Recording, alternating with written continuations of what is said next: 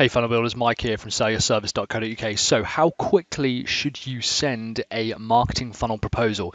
If you've written your marketing funnel proposal, well, let's say you've got a, what's it called, like a marketing funnel project just come in, how quickly should you send that to the customer? Often when we finish our discovery call or our qualification calls, we want to know how quickly we should send that proposal to the customer, and it can get a little bit nerve-wracking.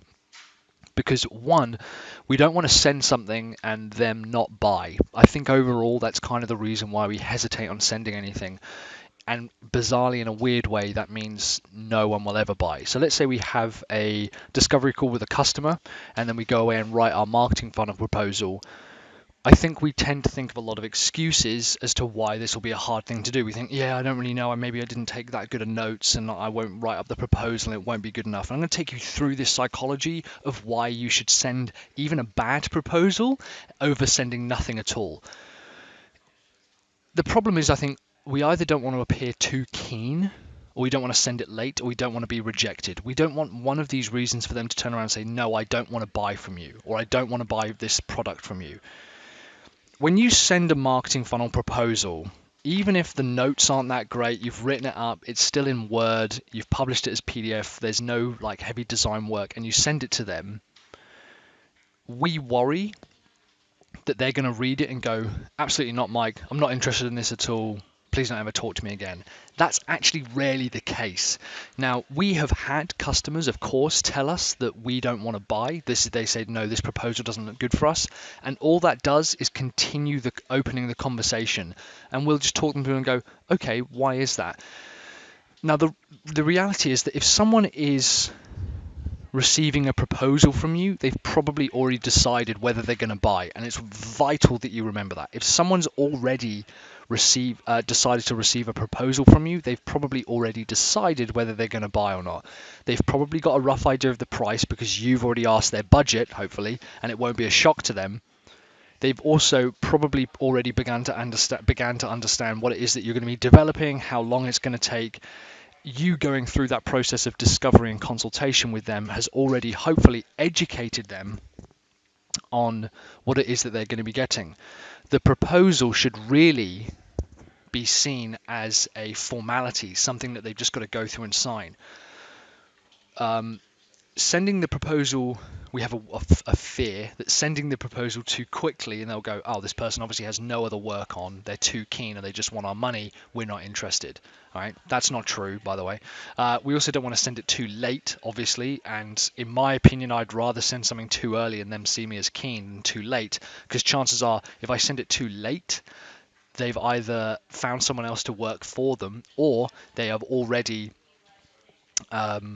moved on from that problem. It's no longer a burning issue for them anymore. It's no longer a problem. It's no longer a priority because I've taken too long. We also kind of just worry about being rejected at all, so we never send the proposal and we sit on it. And the reality is, even if you only close 50% of the proposals you send, you close 0% of the proposals that you never send.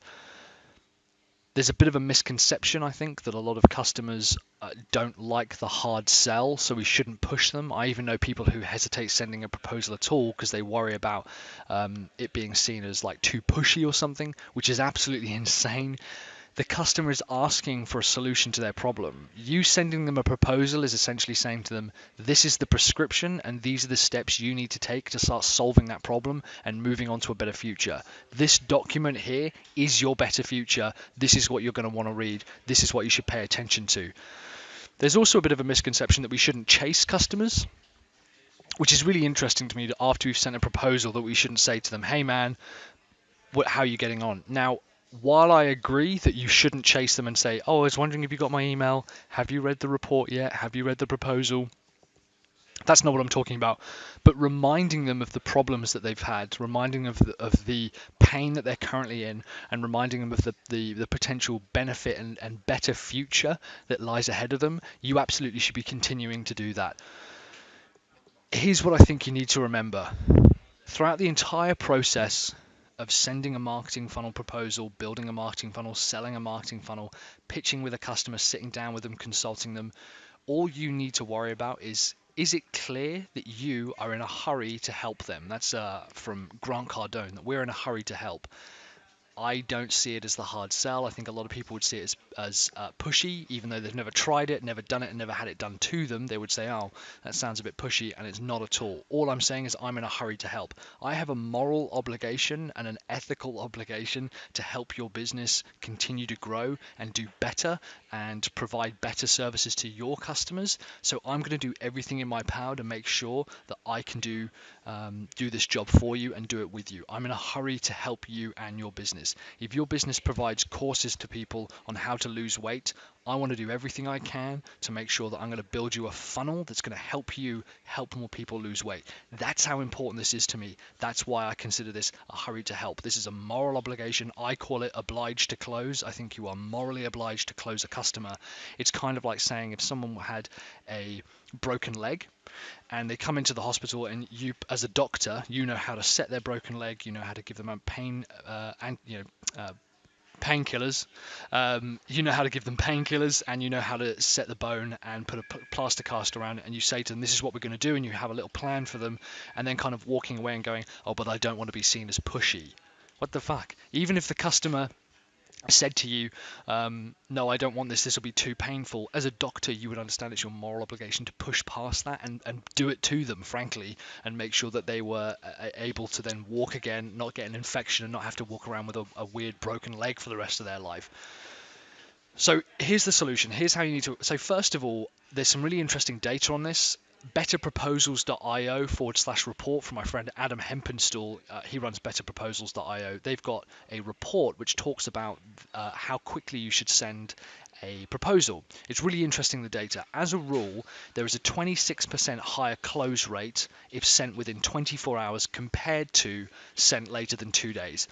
Now, if you have a meeting, obviously the data can be interpreted a few different ways, but the way that I would read it is if you write that proposal as quickly as possible and send it as quickly as possible, they are more likely to sign.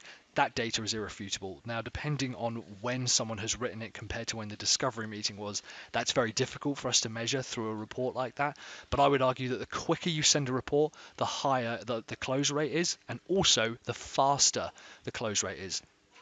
You have to remember that customers see proposals as a formality.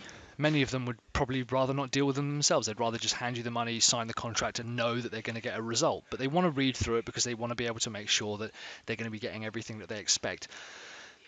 Sending it now is better than sending it later. The biggest thing that I learned is we once had quite an in-depth report, contract. I think it was about $6,000 a month for a year, or an 18-month contract. I think it was 18 months. It was pretty hefty. It was certainly one of the biggest ones that I dealt with at the time. And I was like, oh, I'm going to need all this kind of design work. I'm going to need to have it put.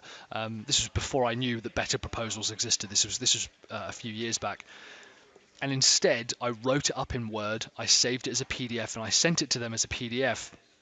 And what I learned is the quality of the proposal and the quality of my relationship with them was more important than having it really beautifully designed and having everything absolutely perfect. So sending it now is better than sending it later, and sending it now is infinitely better than sending it never. Even if you sent it to someone and they said, we don't really like the look of this project, that's still your opportunity to say, okay, why don't you like this? What is it about the proposal or the project that I can change or we can work on in order to be able to get this deal with you and help your business? It might be that they go, this is too expensive, in which case you need to say, well, what do I need to remove from the project in order to make this affordable for you? And most of the time, actually, when they say it's expensive, they don't really mean that. They just mean that they don't fully trust you and they're not willing to invest that amount of money with you just yet. So you need to work on your relationship building and talk them through that process and say, okay, well, how important is that to you? Maybe they'll say, look, we've tried Facebook advertising before. We don't think it's going to work for us. Okay, well, talk me through that. Understand why that's in. I want to understand why that's important to you. You wouldn't get that feedback if you don't send it at all. So this is critical that you have to send it. So sending sooner is better than sending it later. We know that for a fact. If you the later you send it, the more likely that someone else is going to take the job for you, the more likely that they're not going to have this problem anymore. This is obviously an immediate desire. Sending it now, like right now, even if it's you've just written it or you've been sat on it for 2 weeks, is better than sending it never. If you send it never, you're guaranteed to never close or win that deal. Sending something is better than sending nothing. That's what I learned about sending this Word document that I saved as a PDF and send that over to them. That was way more important than never sending it. So not over designing it and not spending too long on all the kind of the crazy stuff, just making sure they had that. Something that we do is actually we'll book a call as quickly as we can because we present all of our proposals. That's something we do very differently. We also build our proposals with our customers, but I'll come on to that another time. If you've got, and we have a marketing funnel proposal template, I'll link that below as well as the Better Proposals report because there's some really interesting reading there. But you need to make sure that whatever it is that you're sending to people, you are sending them now rather than later, as late as possible. Anyway, guys, thanks very much for listening. Let me know in the comments below if you've struggled sending marketing funnels. Something that I would suggest is if you are uncomfortable and you think, oh, I'm not sure about the notes and all this kind of stuff, don't worry about that. Sit down, write it, go through that structure. Like I said, I've got a marketing funnel proposal template that I'll link below that you can get access to.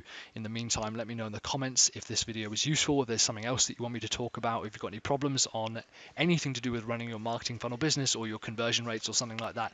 And yeah, I will see you on the next video. Keep building those funnels.